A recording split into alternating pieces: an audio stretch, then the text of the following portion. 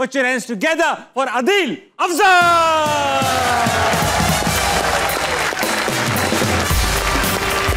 क्या बात है अदील भाई, वेलकम। अदील भाई, ये लोग बैठे हैं और ये ऐसे लोग हैं जो शेर के प्यासे, इनको शेर सुनाइए ताकि ये अपनी प्यास बुझा सके। जिंदगी जैसे बड़ी उम्र की औरत कोई, वाह। जिंदगी जैसे बड़ी उम्र की औरत कोई, एक दो गाम ही चलती है तो थक जाती। वाह वाह, तशरीफ रखिए सर। अदील भाई बहुत खूबसूरत शेर कही, एक दो गाम ही चलती है थक जाती है। वैसे तो ये नौजवान को भी यही मसले हैं आजकल, हमारे लड़के कहाँ 2-3 गाम के बाद बिल्कुल बेलगाम हो जाते। अदील भाई, पता चला कि आपको जब ऑप्शन दिया गया तो आप कोयटा में पैदा हुए, 1990 का दौर आपने कोयटा में गुजारा, पूरा 90s ये साहब, पूरा 90s। जबकि आपका ताल्लुक कश्मीर से है गालिबन, फैमिली नहीं वो दादा का। आपका ताल्लुक कहाँ से? कोयटा से। कोयटा। लेकिन आप बलोच नहीं है मैं बलोच एज अ रेस।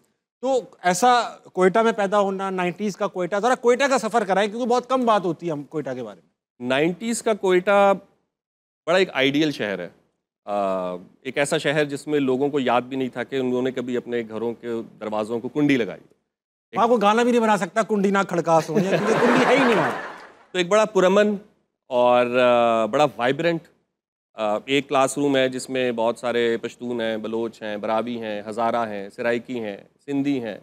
एक पूरा गुलदस्ता जो पाकिस्तान का ना वो एक क्लासरूम के अंदर होता है मौजूद।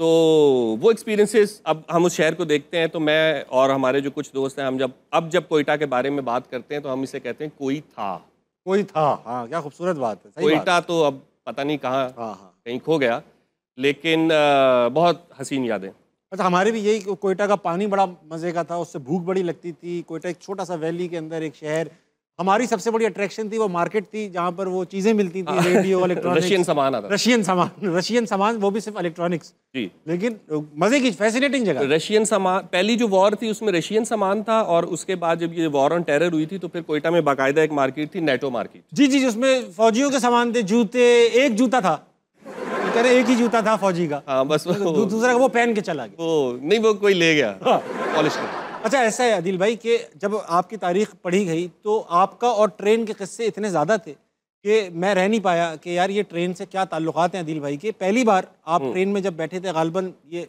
वॉर ऑन टेररिज्म 2003-4 की बात है गालिबन, शायद नहीं। ट्रेन से तो तब से हम सफ़र कर रहे हैं जब याद भी नहीं, क्योंकि कोयटा में लोगों का जो एक वो है ना, जो सेटलर आबादी है मोस्टली, जिसे सेटलर कहते हैं, सेटलर खैर कहना तो नहीं चाहिए, हमारे जैसे जो लोग हैं वो हर विंटर वेकेशन में लाहौर या कराची, पिंडी, गुजरावाला, जिसके जहाँ रिश्तेदार होते थे तो वो वहाँ जाता था।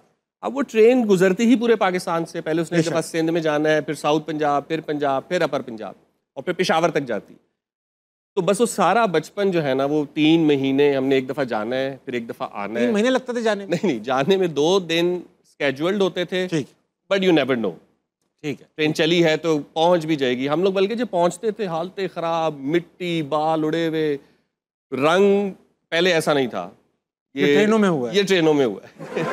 अच्छा, ये बताइए कि पहली बार जो मुझे किस्सा आपका पता चला कि ट्रेन में बैठे हुए थे तो बाकायदा ट्रेन पे अटैक हुआ, ये तो वहाँ पे थोड़ी सी काफ़ी सालों से जो एक कॉमन चीज़ चल रही है मेरे साथ। की बात है जब आपके साथ?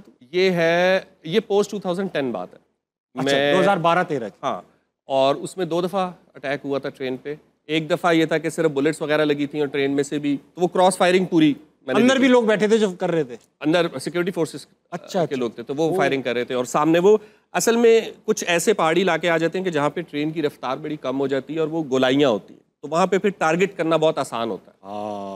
तो एक दफ़ा तो फायरिंग थी, एक दफ़ा फिर स्ट्रेट अवे रॉकेट आके लगा, और वो होता ये कि वो लोग इतने इम्यून हो गए हुए थे कि वो फौरन से ना, सारे सबको पता था क्या करना है, वो सब ज़मीनों पे लेट जाते हैं।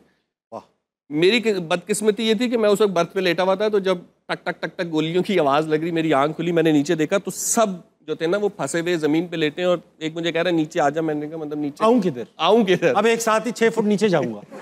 तो उसमें ये हुआ कि मुझे शीशे, क्योंकि शीशे भी खुले थे, तो मैं और ऊपर था, तो मैं बिल्कुल वो सामने देख रहा था जाते आते कि चल क्या रहा है। और बड़ा अनफॉर्चुनेट था क्योंकि उसमें 2 लोगों को गोलियां लगी, और उसके बाद एक की डेथ हो गई, फिर थोड़ी देर बाद दूसरे की डेथ हो गई। और वो जो मूवमेंट है ना, लोग अक्सर औकात वॉर ऑन टेरर को लेके बहुत ज़्यादा डाटा, फैक्ट्स, कॉन्स्पिरेसीज, गवर्नमेंट की स्टेटमेंट देते हैं।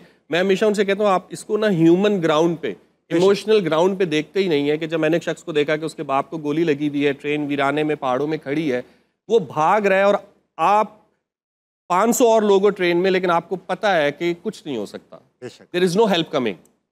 तो वो एक बड़ी बेबसी वाली चीज़ है। इसलिए हमारा स्टांस या जो हमारा मौकफ भी है ना, जो अक्सर औकात लोगों को तकलीफ देता है कि आप ऐसी बातें क्यों करते हैं, जब आप ऑन ग्राउंड कुछ होते हुए देखते हैं और इमोशनली उसको अटैच होते हैं, तब आपकी राय और होती है। मैं इस बात से आपकी एग्री करता हूँ।